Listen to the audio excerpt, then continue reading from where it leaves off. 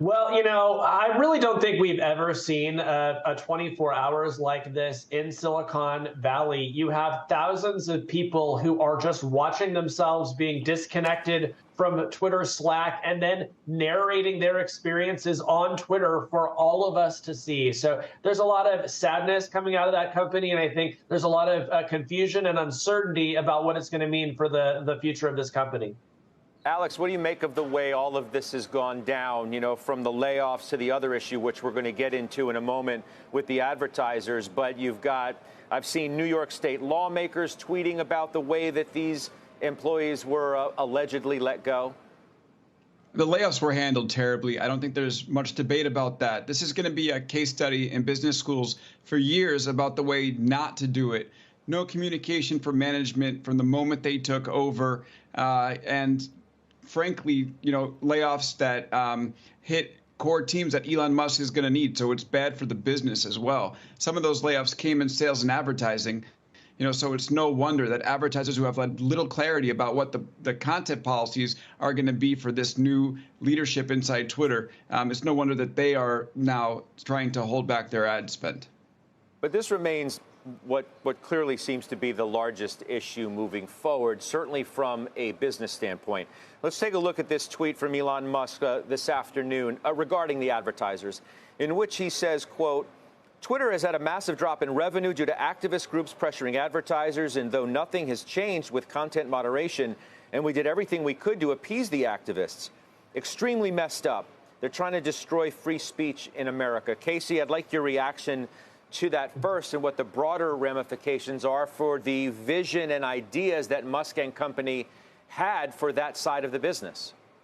Well, look, I sort of laugh at the idea that Elon has tried everything he could to appease advertisers when just a few days ago he was tweeting homophobic conspiracy theories, right? So I think it's only natural that during a transition like this, advertisers are going to want to pause and see what the new lay of the land is, because brand safety is very important to them. Now, for Elon, this is a real problem because Twitter makes 89% of its revenue through advertising. And so if he doesn't get this handle, if he doesn't get a handle on this in a hurry, this is going to become even a worse deal for him than it already is. Is it going to be a heavier lift, Alex, do you think, than he thought for even somebody like Musk, who's obviously proven that he can run multiple businesses successfully at once? Absolutely. It's definitely going to be a heavier lift than he thought. And you hear people around him talking about how it's going to be easy to turn this company around. And I think that's the first warning side. When people say trying to fix Twitter is easy, and it all feels easy to us as users, that sort of gives you an indication that they haven't thought through the problems as well as they should have. And I think that goes for Musk. I think that goes for the people that he's listening to. And I think I was feeling a little bit more optimistic at the beginning of the week, but now seeing the reckless nature of this layoff, the fact that how can you know who to cut? You're there for 6 days and you make your list. It doesn't make sense. The traditional playbook here is you spend 2 months learning the business, then you make your decision, you do it in a day. And this has just been so messy. It's going to make the hill much harder for Elon Musk to climb going forward.